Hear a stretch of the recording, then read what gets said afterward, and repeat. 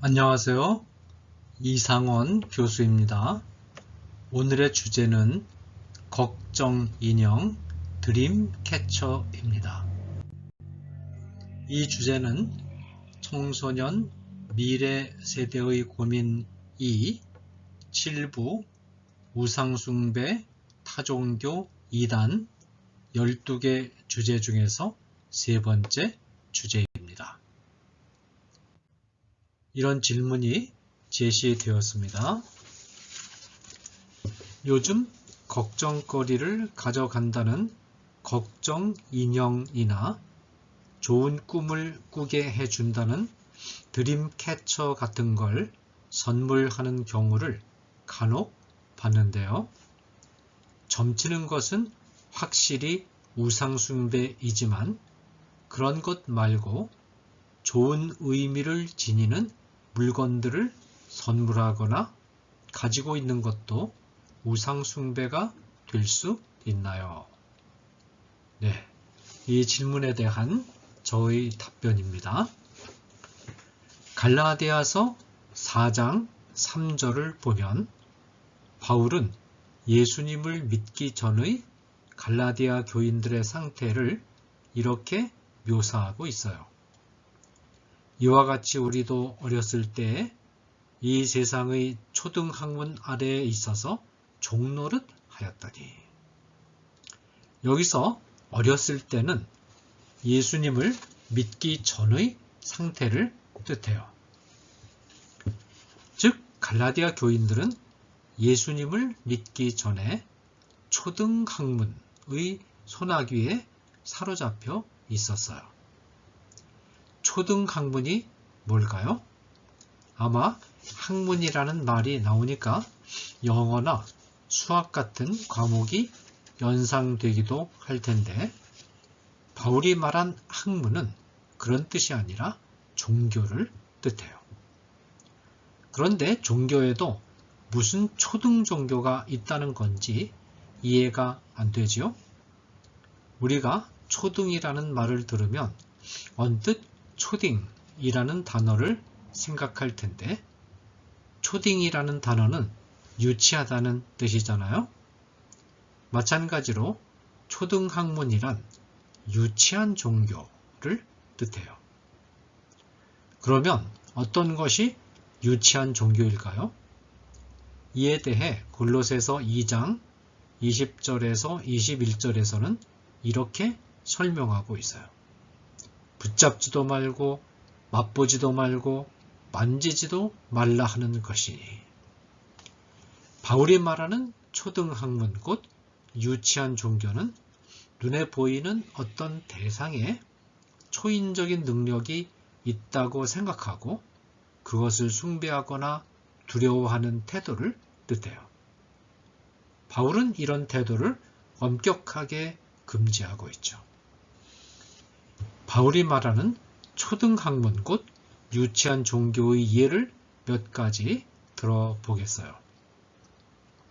첫째, 오래전에 어떤 학교에 귀신이 살고 있다는 스토리를 담은 여고괴담이라는 영화가 상영된 적이 있는데, 이처럼 특정한 장소에 특정한 귀신이 살고 있다고 생각하고 두려워하는 것은 유치한 종교 행위예요.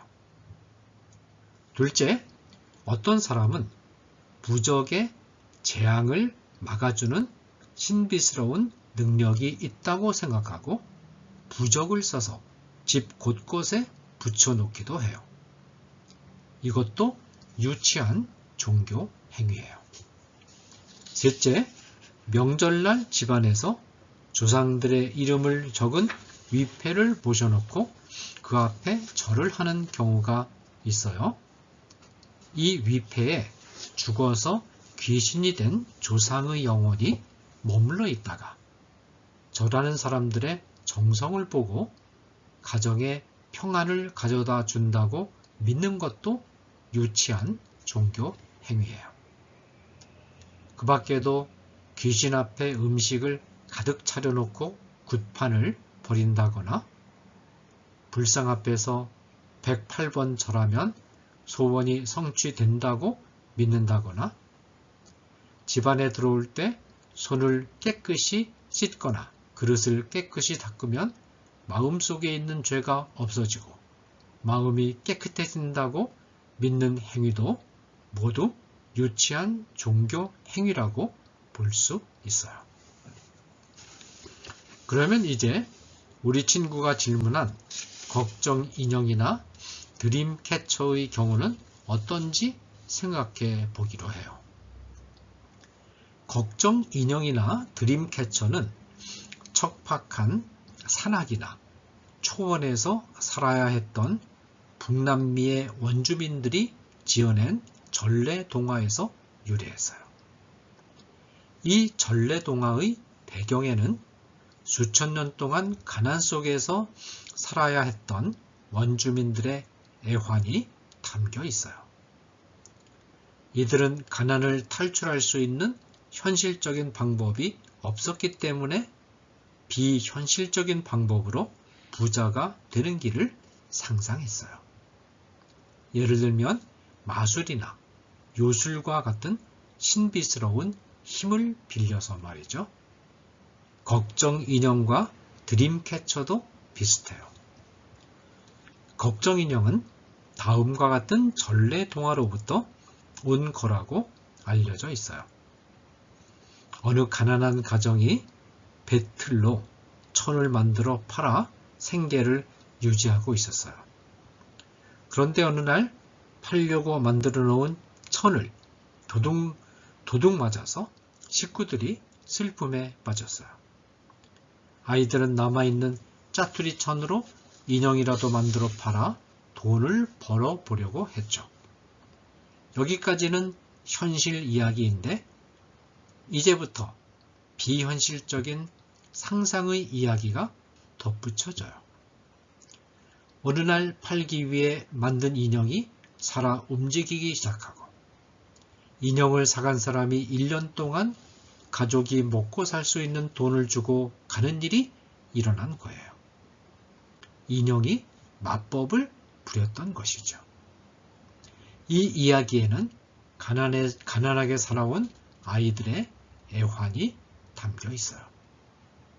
드림캐쳐는 갓난아이를 낳고도 일을 해야 하는 고달픈 원주민들의 삶에서 유래했어요. 갓난아이를 돌봐줄 사람이 없어서 바구니에 넣어 들판 모퉁이에 놓아두고 일을 하던 한 어머니가 거미 모형의 모빌 비슷한 것을 만들어서 갓난아이가 심심하지 않게 달아주었죠. 갓난아이는 이 모빌을 보면서 놀다가 스스로 잠이 들었어요. 여기까지는 현실 이야기예요. 그런데 이 단계에서부터 비현실적인 상상의 이야기가 덧붙여졌어요. 어떤 할머니가 거미를 죽이려는 손자로부터 거미를 살려주자 거미가 이에 대한 보답으로 곤충이 거미에 걸리듯 나쁜 꿈을 걸러주는 신비한 능력의 거미줄을 짜는 법을 가르쳐 주었다는 거예요. 그것이 악몽을 잡아 좋은 꿈을 꾸게 해준다는 드림캐쳐가 된 것이죠. 사실 이런 이야기들은 북남미의 원주민들에게만 있는 것이 아니라 전 세계에 골고루 퍼져 있어요. 알라딘의 요술램프 이야기도 사막이라는 척박한 환경에서 평생을 가난하게 살아야 하는 아이들의 소망이 담긴 이야기죠. 우리나라의 흥부와 놀부 이야기도 신비스러운 능력을 갖춘 박의 이야기를 통해 부자로 잘 살고 싶어하는 소원을 표현하고 있어요. 고대 근동의 전래동화 중에는 이런 이야기도 있어요. 천국에서는 포도나무 하나에 10,000개의 가지가 나오고 한 개의 가지에 10,000개의 포도송이가 열리고 한 개의 포도송이에 10,000개의 포도알이 열리고 한 개의 포도알로 드럼통 10,000개의 포도주를 얻을 수 있다는 이야기예요. 물론 사실은 아니죠. 이 이야기 안에는 늘 배가 고팠던 서민들의 소망이 담겨 있어요. 그러므로 걱정인형이나 드림캐쳐와 같은 것들을 통해 우리는 그 이면에 담긴 가난하고 어려운 사람들의 소망을 잘 이해하고 헤아리는 마음을 가질 필요가 있어요.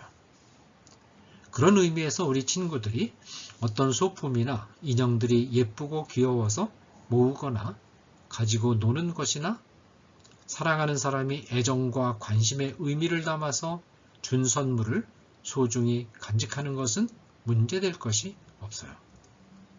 그러나 이런 인형이나 소품들 그 자체에 어떤 마술적이고 신비스러운 능력이 있어서 우리 친구의 앞날을 지켜준다거나 걱정거리를 없애준다고 의미 부여를 하는 태도에 대해서는 단호하게 선을 그을 필요가 있어요. 이런 시도는 앞에서 바울이 금지하고 있는 초등학문, 곧 유치한 종교 행위에 말려 들어갈 위험을 안고 있기 때문이에요. 우리 친구 중에는 하나님을 믿으면서도 아주 작은 인형이나 소품에 재미삼아 의미를 부여하는 것까지 간섭하는 것은 조금 지나치다고 생각하는 친구도 있을 거예요. 그런데 가랑비에 옷 젖는 줄 모른다라는 말이나 물방울이 바위를 뚫는다라는 말이 있어요. 작은 일에서 하나님이 아닌 다른 것들에 마음을 열기 시작하면 나중에는 큰 일에도 하나님을 멀리하게 될 수 있어요. 하나님을 믿으면서도 동시에 다른 대상을 믿는 종교 생활을 종교 혼합주의라고 해요. 이스라엘 백성들은 애굽을 나와 가나안 땅에 들어간 이후에 바로 이 종교 혼합주의에 빠져들기 시작했어요. 그들은 마음의 큰 부분에서는 하나님을 믿었지만 가나안에 살던 사람들이 농사의 신 바알을 섬기면서 농사 짓는 것을 보고 농사 지을 때만큼은 바알 신을 잠깐 의지하자라고 생각하고는 그 풍습을 따라했어요. 이 때문에 이스라엘은 하나님의 노여움을 샀고 마침내는 멸망하고 말아요. 우리가 하나님을 사랑하고 믿는다고 하면서 조금이라도 하나님이 아닌 다른 대상을 은밀하게 믿고 의지하는 것을 하나님은 기뻐하지 않으세요. 하나님은 우리 마음의 100%를 온전히 하나님께만 드릴 것을 요구하시는 분이세요. 사실 걱정 인형이나 드림캐쳐는 인간이 만든 소품에 지나지 않고 우리를 지켜줄 마술적인 능력이나 힘이 전혀 없어요. 그러니까 우리 친구들은 아주 작은 부분에서라도 이런 어리석고 유치한 것들에 의미 부여를 하지 않도록 주의해야 해요. 오직 우주의 창조주이시자 우리의 구원자이신 영광스럽고 능력이 무한하신 하나님 한 분만을 의지하고 이 한 분만으로 만족하는 신앙생활에서 떠나지 않기를 바라요. 감사합니다.